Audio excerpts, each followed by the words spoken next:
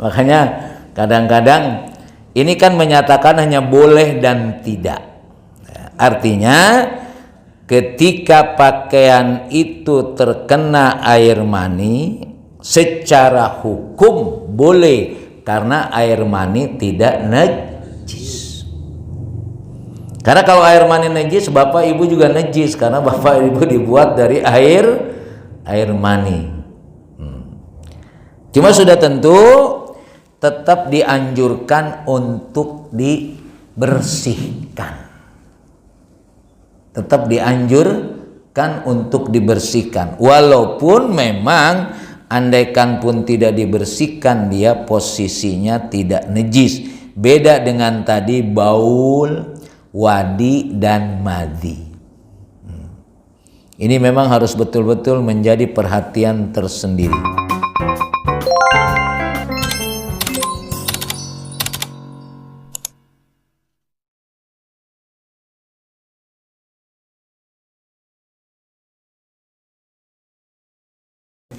Assalamualaikum warahmatullahi wabarakatuh.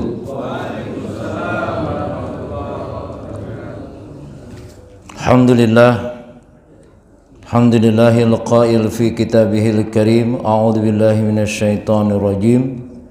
Innamal mu'minuna alladzina idza dzukirallahu wajilat qulubuhum wa idza tuliyat 'alaihim ayatuhu zadathum imanan wa 'ala rabbihim yatawakkalun. Asyhadu an la ilaha illallah wahdahu la syarikalah wa asyhadu anna Muhammadan abduhu wa rasuluh la nabiyya ba'dahu ma ba'du. Alhamdulillah, kita bersyukur kepada Allah Subhanahu wa taala, tempat yang terbaik menjadi tempat pilihan kita yang dipilihkan oleh Allah Subhanahu wa taala.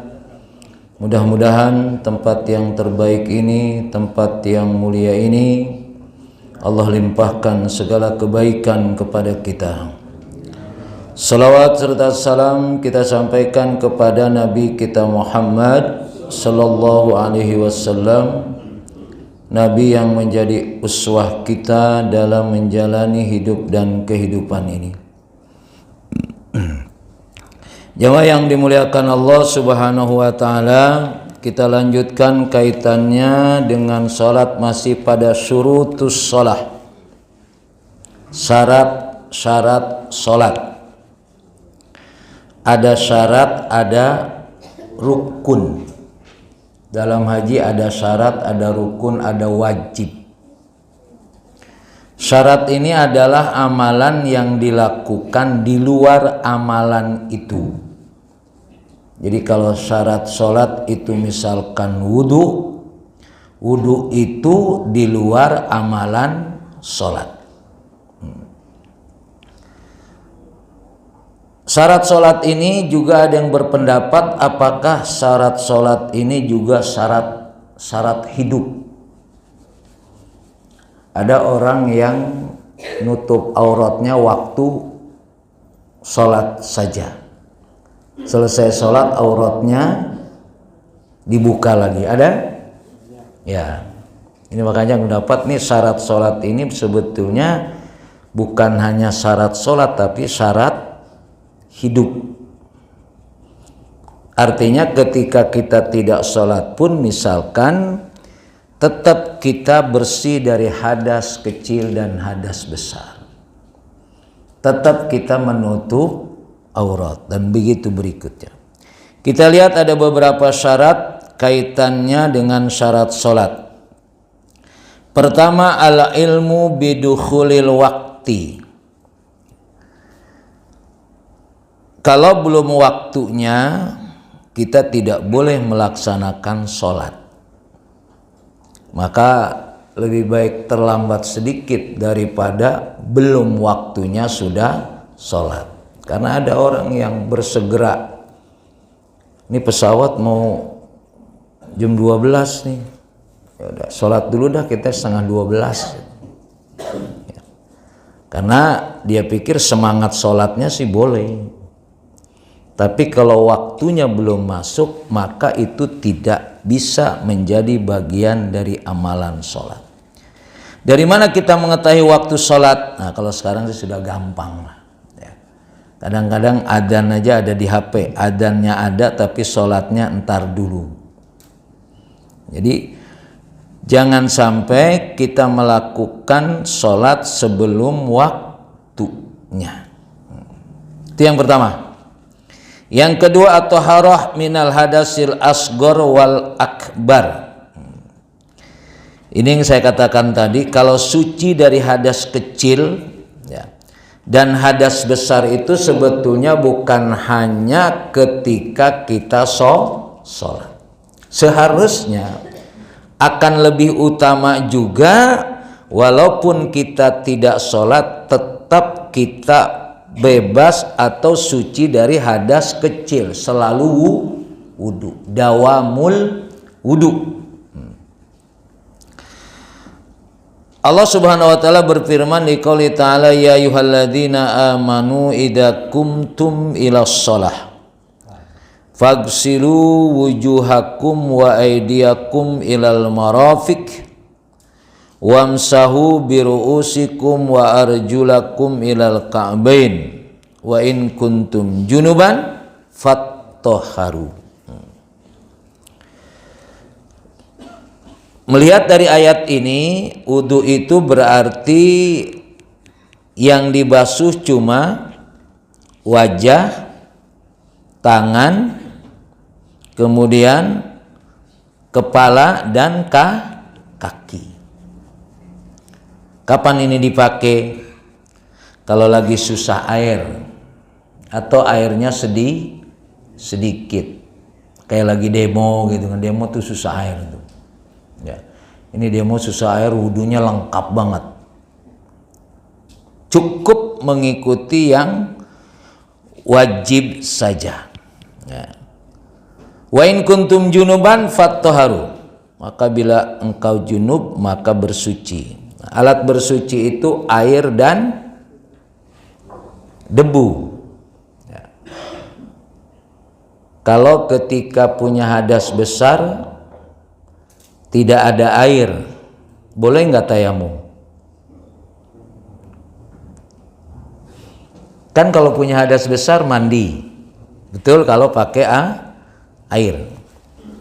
Kalau nggak ada air, punya hadas kecil, tayamum.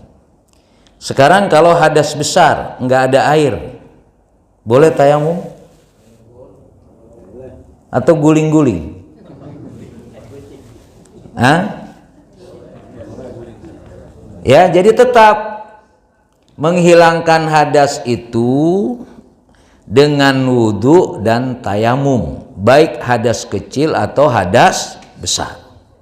Artinya ketika tidak ada air atau tidak boleh kena air, ya, kita mau menghilangkan hadas besar tetap dengan tayamum.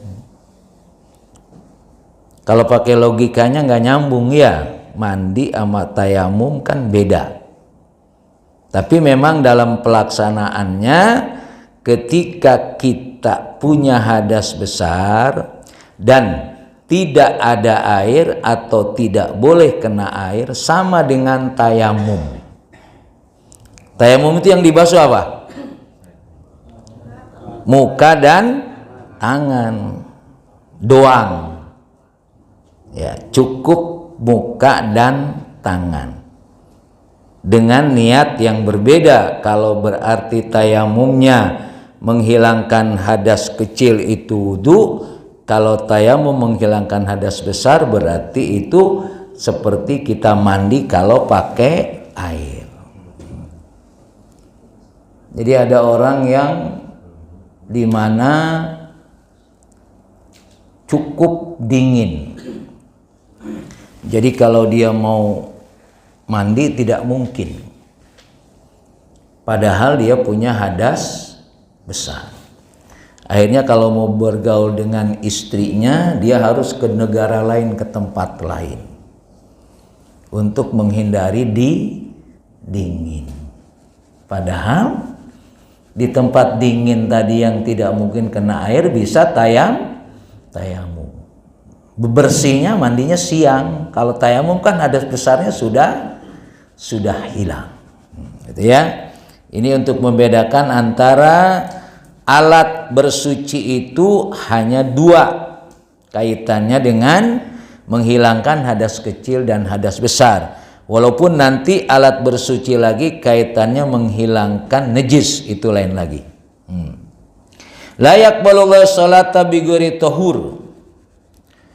Allah tidak menerima sholat seseorang kalau dia tidak bersuci. Makanya ada kasus orang yang mau sholat Jumu'ah. Sholat Jumu'ah, dia begitu selesai khutbah ternyata dia merasa batal. Akhirnya wudu. Kebetulan di tempat wudu airnya habis. Dia nyari-nyari nggak tahu ini bukan kampungnya, bukan tempatnya. Kata dia apa? Allah juga tahu inilah. Habis airnya nggak ada, ntar sholatnya sekarang, wudunya entar. Ya tetap nggak boleh. Cari dulu airnya. Ya. Kalau memang dipastikan tidak ada air, baru boleh tayamum. Kan sekarang kan akal-akalannya orang pintar sekarang. Ya. Allah juga tahu saya lagi nyari air nggak dapet, terus kalau saya nyari air terus ntar sholat Jumatnya ketinggalan. Ya. Logis kan ya, masuk akal. Ya udah, wudunya ntar aja dah. Allah juga paham. Diterima sholatnya? Ya tidak, karena bigoiri tahurin. Taharatul badan wasob wal makan alladhi yusolli fihi minan najasah. Bapak sekalian, yang keluar najis yang keluar dari bagian depan dan bagian belakang. Dari bagian depan itu ada yang namanya baul, air kencing. Setelah air kencing ada lagi, ada namanya wadi. Maka kalau kencing itu supaya yakin betul tetesan yang terakhirnya sudah habis. Kalau dalam hadis itu Rasulullah paliantur salasan, supaya diurut sampai 3 kali, jangan lebih. Kalau lebih dari 3 kali bahaya. Paliantur salasan, dipastikan wadinya tetesan terakhirnya hilang. Maka mungkin ada bapak yang merasakan setelah buang air kecil itu ada seperti netes gitu ya. Nah, itu dipastikan jangan sampai tetesan terakhir dari air kencing namanya wadi itu keluar lagi, karena itu tetap posisinya najis. Wadi namanya. Yang ketiganya namanya madhi. Madhi ini keluar biasanya dalam posisi kelelahan. Tidak terasa apa-apa. Kalau air kencing terasa, wadi tidak serasa, madhi juga tidak terasa keluarnya. Dan biasanya madhi itu keluar kalau seorang suami istri baru muqaddimah. Ini memang ngomong ini rada harus begitu. Ya, harus dijelaskan. Ya. Itu namanya madhi. Dia keluarnya tidak terasa. 3 macam air ini, al-baul, al-wadi, al-madhi, posisinya najis. Maka dia harus dibersihkan kalau dia keluar. Walaupun bisa jadi keluarnya nanti tidak terasa. Makanya ketika keluar madhi yang tidak terasa itu jangan-jangan ada pada celana dalam kita. Kalau kita sholat berarti sholatnya tidak sah. Karena ada pada pakaian kita itu najis. Kita lihat. Mata qadra ala dalika fa in azija min izalatua shalla fi ma'aha wala i'adata 'alaiha. Ya, jadi najis yang ada pada badan, pada pakaian, pada tempat sholat kita itu harus bersih. Amma taharatul badan, anan Nabi qala tanazzahu minal baul fa inna amata adabil qabri minhu. Kaitannya dengan kencing ini ya. Kata Rasulullah, sucikanlah dari kencing karena penyebab banyaknya kena adab kubur itu kencingnya nggak beres. Ada orang kencing di belakang pintu mobil gitu kan, langsung aja nggak dibersihkan.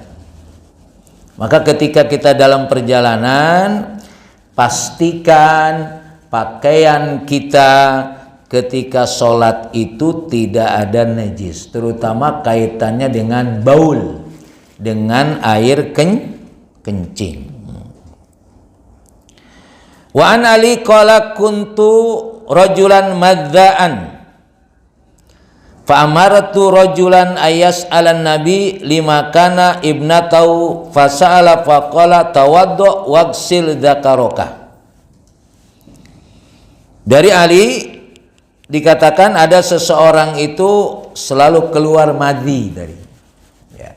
Madhi itu tadi bisa jadi lebih kental sedikit daripada baul. Ya. Dia memerintahkan kepadanya untuk bertanya kepada Rasulullah. Kata Rasulullah, cukup dibersihkan, dicuci. Nah, karena yang keluar nanti ada namanya apa? Setelah madi, mani. Tadi baul, wadi, madi, mani. Ya. Air mani itu ya, kalau dia keluar terasa. Sama dengan air kencing. Tapi kalau dia keluar tidak cukup hanya dibersihkan, tapi harus mandi. Itu bedanya. Maka alhamdulillah, bayangkan Pak, kalau habis kencing kita suruh mandi, ya kan? Yang keluar dari tubuh bagian depan itu 4, yang harus mandi cuma 1. Bayangkan kalau habis kencing kita suruh mandi. Mandi lagi gitu kan. Nah, maka Masya Allah, syariat betul-betul memudahkan kita untuk melakukannya. Maka tidak ada alasan bagi kita untuk tidak mungkin melakukan apa yang Allah perintahkan. Itu yang pertama, kaitannya dengan madi. Yang kedua, kaitannya dengan istihadah. Istihadah itu adalah darah yang keluar dari ibu-ibu, itu penyakit, bukan haid. Ya. Jadi bisa jadi dia keluar terus darahnya, maka sebelum sholat tetap dibersihkan. Ya. Andaikan pun nanti mungkin di tengah-tengah sholat keluar, itu soal lain. Karena memang darah itu harus keluar. Ada yang mengatakan kalau sudah keluar cuci lagi, kapan sholatnya? Lagi sholat keluar darahnya, batal sholatnya, cuci lagi. Sholat lagi, keluar lagi. Maka mendapat sudah. Yang jelas sebelum sholatnya dibersihkan. Sesudah bersih ya sudah, tinggal sholat tadi. Ya. Karena fasolli igsili anki adam wasalli, cuci darahnya tadi, kemudian sholat. Jadi karena kalau bisa jadi, saya tidak tahu nih pengalaman ibu-ibu seberapa darah istihadah itu keluarnya. Tapi yang jelas sebelum dia sholat kan ada darahnya, dicuci dan wudhu, lalu sholat. Nah, maka sholatnya tidak usah panjang-panjang ayatnya, surahnya. Paling tidak yang wajibnya saja. Wa ma taharatus saub, yaitu pakaian. Tadi kan tempat dan pakaian dan yang ada pada badan. Wasiyabaka fatahhir. Sekarang misalkan Bapak sholat, ya, sudah merasakan tidak ada najis, semuanya bersih najis. Begitu selesai sholat, Bapak ngelihat ada najis di pakaian. Sholat lagi apa enggak? Ya jawab. Ya, sebelumnya sudah dilihat, sudah dilihat, insya Allah sudah bersih. Ya. Tapi begitu selesai sholat, ternyata ada di pakaian kita atau di tubuh kita ini najis. Pertanyaannya, sholat lagi atau tidak? Kalau Imam Syafi'i sholat lagi, kalau Imam Maliki enggak. Milih yang mana kalau begini? Ya. Ya. Kalau pendapat Imam Syafi'i mengatakan sholat lagi, tapi Imam Maliki enggak. Jadi ngambil imam mana? Nah, mulai ragu. Katanya pengikut Syafi'i, katanya pengikut NU. Nah, giliran begini aja mundur lagi. Ya itu pendapat ya. Makanya gambarannya di situ pendapat Imam Syafi'i, bukan pendapat NU. Sholat subuh kunut itu pendapat siapa? Syafi'i, bukan NU. Nah, ini supaya cerdas memahaminya. Ya. Ada orang yang tahlilan gitu kan ya. Semua itu ada sumber dari imam, bukan dari NU, bukan dari Muhammadiyah. Nggak ada urusannya itu. Ya. Sehingga ya NU Muhammadiyah ya biasa saja. Mau ngerjakan boleh, tidak pun boleh, karena nggak ada urusannya dengan ini kan ngotot banget NU gitu kan. Wow. Jadi ketika ada najis yang ada pada badan kita atau dimanapun, tapi ketahuannya setelah sholat, menurut Imam Syafi'i sholat lagi. Menurut Imam Maliki boleh tidak sholat lagi. Itu mungkin ada kasus kepada Bapak kaitannya dengan apa yang seperti itu, karena suci pakaian, suci badan, suci tempat, ya, itu adalah syarat untuk melaksanakan sholat. Maka jangan sampai setelah melaksanakan sholat ternyata masih ada najis atau yang menghalangi kita untuk sholat. Sami tarajulan salah Nabi as-salla fi sabil ladzi atapi ahli. Qala na'am ila antara fi syai'an fatagsiluhu. Sekarang kalau pada badan itu ada air mani. Nah, ini. Kan orang habis sholat, habis bergaul mungkin ya, akhirnya dia sholat pakai pakaian yang tadi pakai bergaul misalnya. Boleh nggak sholat di pakaian kita ada mani? Boleh. Lagian kebangetan banget ganti pakaian aja kudu ogah gitu loh. Tapi boleh secara fikih. Makanya kadang-kadang ini kan menyatakan hanya boleh dan tidak.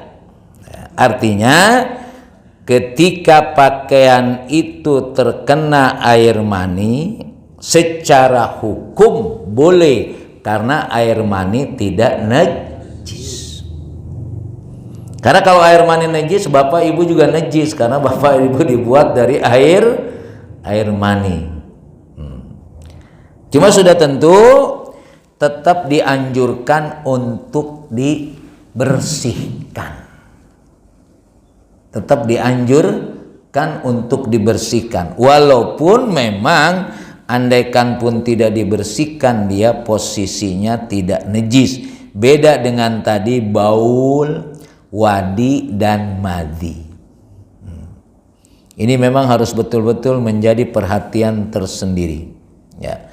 Karena ketika kita tidak menghilangkan najis itu, maka berarti sholat kita tidak sah.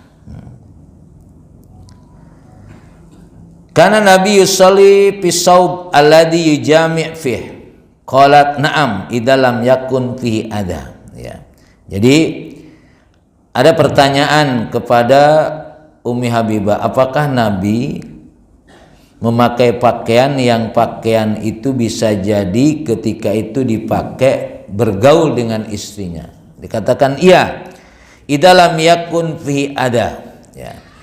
Ya, kalau memang ketika itu tidak kelihatan, kalaupun kelihatan tetap harus dicuci. Bahkan dikatakan kalau sudah kering, kalau nggak ada air dikerok. Dikerok kan dia merutul ya. Tetap harus dibuang walaupun statusnya tidak najis.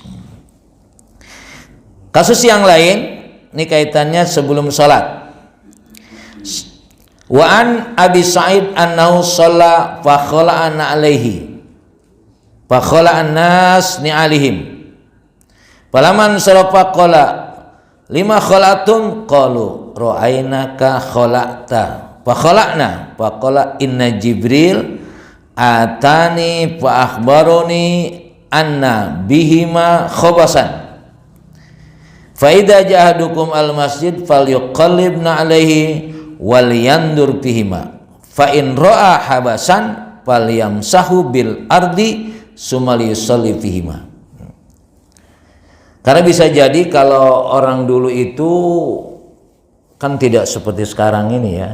Sekarang udah pakai seperti ini. Kalau dulu kan sholatnya di atas pasir dulu, iya kan? Maka orang pakai sendal, mungkin di sendalnya itu ada najis, maka kan ada sebut khufain itu. Jadi pakai alas kaki. Kemungkinan, kalau ini sebetulnya kalau dalam bahasa modernnya sudah tidak relevan, ya, karena sudah tidak lagi menggunakan sendal atau alat yang ketika dipakai langsung dibawa sholat. Jadi Bapak kalau misalkan Bapak pakai sendal atau sepatu, ya, Bapak masuk ke sini, boleh nggak sepatu ini dipakai sholat? Boleh aja kalau tidak ada najisnya.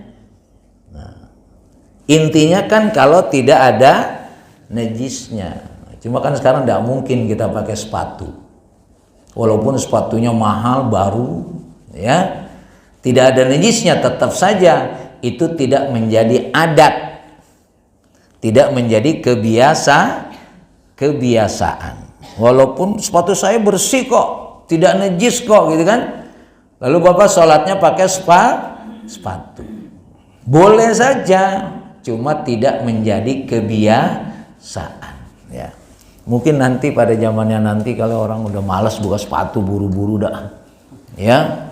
Akhirnya dia langsung masuk masjid saja, boleh saja, selama memang tidak ada di sepatu itu adalah najis.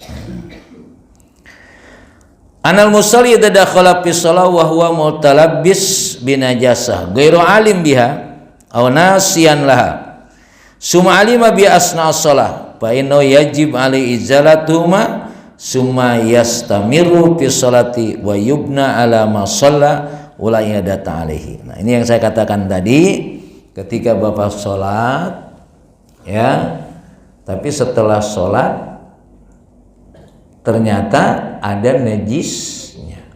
Nah, kalau menurut di kitab ini la ya'adata, tidak usah ngulangi, ya. Tapi menurut Imam Syafi'i supaya mengulang, i'adah, karena dianggap sholatnya itu ada najisnya. Yang keempat, satrul aurah, menutup aurat. Nah, ini yang saya katakan tadi salah satunya ketika orang sholat itu dia menutup aurat, tapi setelah selesai sholat auratnya dibuka lagi. Makanya aurat ini jangan hanya syarat sholat. Kita masih problem nih, terutama buat ibu-ibu ya, yang mereka kalau sholat pasti menutup aurat, tapi setelah selesai sholat auratnya tidak ditutup lagi ya. Ini mungkin nanti siapa ketua DKM harus ada pembahasan khusus tentang aurat ya, Ustadz siapa namanya, hadis nanti bisa dijelaskan ya, Ustadz Ridho ya. Karena aurat ini menjadi problem tersendiri ya, walaupun akhirnya ya sebutlah anaknya guru kita profesor si anak itu Najwa, dia tidak tutup aurat. Nah, itu menjadi problem, menjadi khilaf ya. Makanya mungkin perlu pemahaman lebih spesifik buat ibu-ibu terutama ya. Karena aurat ini tadi sebetulnya dalam sholat harus tertutup, tetapi di luar sholat mestinya lebih tertutup. Logikanya begitu gitu ya, logikanya ya. Maka mungkin nanti Ketua DKM memohon pada Ustadz Ridho untuk menjelaskan lebih detail kaitannya dengan aurat. Dan termasuk juga sekarang bapak-bapak udah mulai gaya dikit ya. Kalau aurat itu, aurat laki-laki itu dari mana? Pusar ke lutut. Sudah mulai gaya kayak si engkoh, pakai celana pendek ya, Masya Allah, dianggap biasa saja. Nah, karena tadi aurat ditutup ketika sholat ini sebetulnya akan lebih penting ketika di luar sholat. Mestinya begitu ya logikanya ya. Ya. Kenapa ketika sholat aurat harus tertutup? Ya, kita berhadapan dengan Allah sebut saja. Nah, aurat terbuka ya berhadapan dengan manusia. Manusia lebih nggak kuat lagi ngelihat aurat malah nanti. Nah. Ya bani Adam, khudhu zinatakum inda kulli masjidin. Hai anak Adam, ambillah keindahan ketika kamu sholat. Jadi nutup aurat itu indah apa tidak indah? Indah. Zinatukum, keindahan. Ya. Jadi bukan sekedar menutup aurat yang ada, tapi memang di sana ada keindahan. Wal murad bizinah mayustaru al aurah. Jadi yang dimaksud dengan hiasan ini adalah kaitannya dengan menutup aurat. Maka jangan sampai aurat itu sendiri tidak kita perhatikan ketika apa? Ketika di luar sholat. Wal masjid as-shalah aistaru auratakum inda kulli shalah. Jadi menutup aurat ketika setiap sholat. Ya Rasulullah amusalli fil qamis qala na'am. Zaru walau bisauqah. Ya. Ya kalau sekarang sih menutup aurat berbagai macam sudah ya. Walaupun pada zaman itu, pada waktu itu ada orang kesulitan, belum punya pakaian seperti sekarang ini. Pokoknya apa saja boleh dipakai, yang penting nutup aurat kira-kira. Nah kalau zaman sekarang orang masih terbuka aurat itu zaman jahiliyah. Kan begitu kan ya? Kemungkinan orang dulu ada kesulitan orang menutup aurat, masih masuk akal.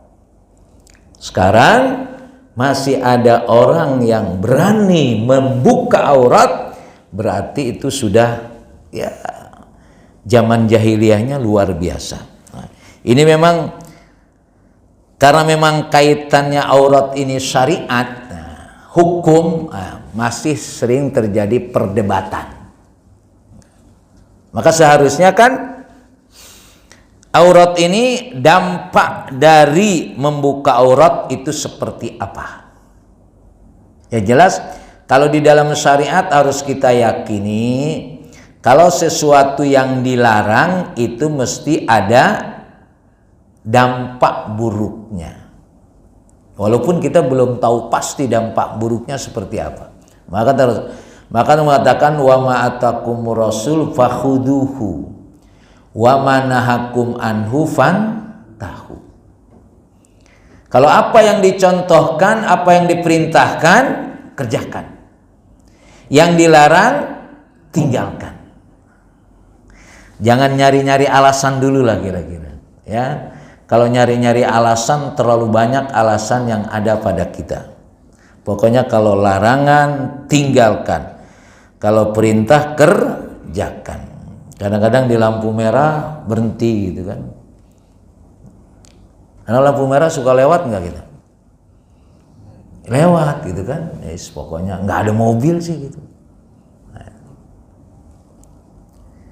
Kemudian haddul aurah minar rajul. Al aurah allati yajib ala rajul satruha inda shalah. Al qablu wad dubur amma ma adahuma minal fakhdi wasirrah war raqbah faqad ikhtalafiya al andor taba'an li ta'arudil asal. Faman qafa min qail bi anna laysat bi aurah wa man dhahib ila anna aurah. Ini juga memang aurat sendiri masih hilaf yang buat laki-laki nih. Makanya mungkin ini di sini Pak ya. Karena kadang-kadang kita ini sebetulnya bukan ahli fikih, bukan tahu, ya enak aja gitu. Ya. Memang di sini dikatakan aurat itu bagi laki-laki harus tertutup ketika sholat. Ya. Amma ma'adahuma al-qubul wad dubur, bagian belakang dan bagian depan. Sedangkan antara depan dan belakang selainnya seperti apa? Paha, kemudian pusar, ya, dan lutut itu dikatakan bukan aurat di sini. Tapi yang kita tahu secara umum gitu ya, kalau perempuan, ya walaupun tetap memang dalam fikih masih hilaf. Kalau perempuan seluruhnya kecuali wajah dan telapak tangan. Kalau laki-laki itu antara pusar dan lutut. Gitu. Tapi di sini al-fakhdu wasurrah warukbah, ya, dikatakan itu bukan aurat. Sebagian mengatakan aurat, sebagian mengatakan tidak. Apa riwayatnya? Nah, ini wawasan sajalah, ya. Maksud saya nggak usah berubah aja pendapatnya. Kalau ternyata paha juga, makanya saya punya celana cakep, pakai ada besok gitu. Jadi ini tambahan informasi saja, tapi tetap yang kita pahami dalam keseharian kita bahwa laki-laki itu auratnya dari pusar ke lutut. Tapi saya baca beberapa hadisnya, ya. Kali kalau udah mau pakai di atas lutut bolehlah. Ada riwayatnya maksud saya ini, ya. Ya, sebagai wawasan saja, ya. Atau paling tidak yang dulu-dulu yang pernah kita tidak pahami, kita paham sekarang ini. Istadal qailun bi anal fakhda wasurrah warukbah laysat bi aurah. Ada beberapa riwayat kaitannya dengan bahwa paha, pusar, dan lutut itu bukan aurat. Yang namanya aurat itu depan dan belakang saja. Artinya di atas, ya kalau ukuran gampangnya di sini nih berarti. Yang namanya aurat cuma sekitar ini dan ini doang.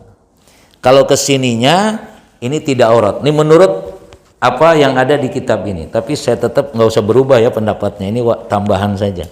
Oh ternyata boleh ya. Apa riwayatnya? An Aisyah, anna Rasulullah kana jalisan kasifan an fakhdihi, fasta'dana Abu Bakar fa'adana lahu wa huwa ala alihi, Summa ista'dana Umar fa'adana lahu wa huwa ala halihi. Summa ista'dana Utsman fa arkha alaihi siyabah. Jadi kata Aisyah, satu hari Rasulullah sedang duduk tapi pahanya kelihatan. Kemudian Abu Bakar minta izin masuk. Abu Bakar, ayo udah masuk. Tapi posisi pahanya tetap terbuka. Berarti ini menunjukkan tidak aurat. Kemudian ketika itu Umar juga mau masuk, mau ketemu Rasulullah. Tapi Rasulullah tidak menutup pahanya. Ya. Istadana Utsman para alaihi. Falamma qamu qultu ya Rasulullah istadana Abu Bakar wa Umar fa'adantu lahum wa anta ala halika. Falamma istadana Utsman arkhaita alaika siyabak. Faqala ya Aisyah ala astahi min rajulin wallahi innal malaika latastahi minhu. Jadi auratnya tadi tetap terbuka, padahal Abu Bakar ngelihat, Umar ngelihat, tapi aurat pahanya tidak ditutup. Itu yang pertama dari Aisyah. Dari Anas, anna Nabi yaum Khaybar hasarul izar an fakhdihi hatta inni la andur ila bayadi fakhdihi. Kata Anas, aku melihat pada waktu perang Khaybar Rasulullah mengangkat kainnya di atas paha dan aku melihat putihnya paha Rasulullah. Ini artinya ya kalau terpaksa banget boleh lah. Ya, artinya kaitannya dengan paha ini yang memang sementara ini kita tahu dia posisinya adalah aurat, ya. Tapi ada riwayat yang menjelaskan ternyata bukan aurat. Jadi kalau diingetin tuh paha ente tuh, gitu kan. Sekarang bisa jawab nggak? Emang paha aurat gitu kan. Nah, riwayatnya ini berarti bukan aurat. Tapi tetaplah nggak usah berubah lah ya. Ya, cuma ini kaitannya hukum. Walaupun nanti kan kaitannya dengan akhlak, etika kebiasaan dalam kita. Sekarang hujatu man yaro anna aurat. Yang menyatakan bahwa paha itu adalah aurat. An Muhammad ibn qala marra Rasulullah ala mu'mar wa fakhdahu maksufatani faqala ya mu'mar ghatta fakhdaika fainal fakhdain aurah. Ini hadisnya sahih, diriwayatkan oleh Ahmad wal Hakim wal Bukhari. Satu hari marra Rasulullah lewat, ya, dan dia melihat ada orang yang pahanya terbuka, yaitu namanya Ma'mar. Kata Rasulullah, ya Ma'mar, ghatta fakhdaika, tutup itu paha ente, sebab paha ente itu aurat. Wa an Jarhad qala marra Rasulullah wa alayya burdah wa qad inkashafa fakhdai faqala ghatta fakhdaika fainal fakhda aurah. Ya. Jadi ada dua pendapat yang menyatakan antara aurat dan tidak aurat. Bapak pilih yang mana? Pilih aurat aja ya. Ya, tapi terserah lah. Ya. Yang jelas pakaian itu kalau di kita sudah budayanya sudah tidak begitu sebetulnya kan. Kalau laki-laki terbiasa pakaiannya di atas, di bawah lutut secara umum. Ya. Itu yang bawa budaya begitu kan si incek-incek aja itu. Ya, nah, tapi riwayatnya ada, ya. Riwayatnya ada. Maksud saya adalah ini bagian dari yang harus kita pahami. Haddul aurah minal mar'ah. Sekarang kalau batasan aurat bagi perempuan. Badanul mar'ah kullu aurah yajib 'alaiha satruha ma'adal wajah wal kafain. Jadi seluruh badan perempuan itu aurat kecuali wajah dan telapak tangan. Telapak tangan ini apa kalau ini? Nah, ini maksud saya kan ini antara ini boleh kelihatan tapi ini tidak boleh kelihatan kan gitu. Karena kafain itu ya ini. Maka tetap mestinya akhirnya ini dengan ini kan nggak bisa, harus ditutup. Makanya ya aurat ini sebetulnya masih masalah kita ini, ya. Artinya aurat ini masih belum terawat betul, terutama buat ibu-ibu, ya. Agak ribet lah kira-kira gitu loh bahasanya gitu ya.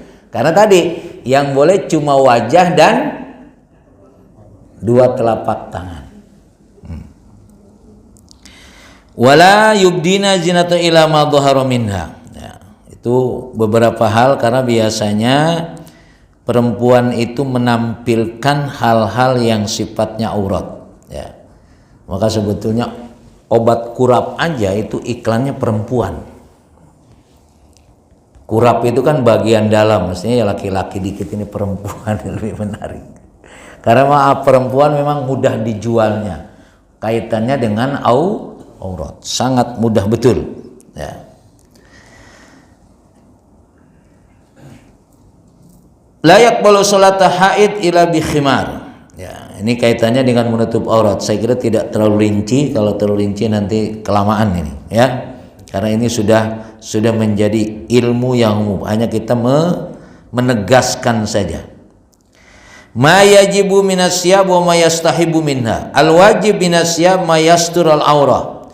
Wa in kana satir daiqan yuhaddidul aurah. Fa in kana khafifan yubayyinu lawanal jildi min warahi fa ya'lam bayadihi aw khumrati lam yajud as-salafi. Nah, sekarang auratnya tertutup tapi ketat.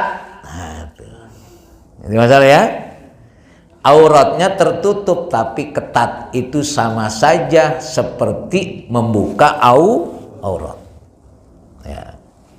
Jadi karena kalau ketat itu kan sebetulnya kelihatan, ya, kelihatan modelnya. Maka dikatakan di sini lam tajud as-salafihi, auratnya memang tertutup tapi ketat.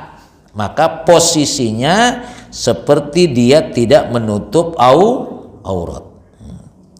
Wa yajuju as-salat fi sabil wahid kama taqaddam min hadis Salmah ibnu al-Arqa. Ya, sekarang ini ibu-ibu berpakaian, terutama ibu-ibu ini, ya, ketika menutup pakaiannya sudah berpakaian lagi apa dengan mukena. Tapi pertanyaan, kalau nggak pakai mukena boleh nggak? Boleh selama auratnya tertutup. Cuma tadi jangan ketat gitu kan. Karena dia merasa sudah tertutup, ya sudah saja. Tapi ternyata yang dipakainya itu posisinya ketat. Maka tidak boleh dia menggunakan pakaian walaupun tertutup aurat tetapi ketat. Ya. Ini menjadi perhatian karena biasanya orang menganggap orang auratnya sudah tertutup sih. Nah, termasuk dalam tadi di luar sholat. Ya.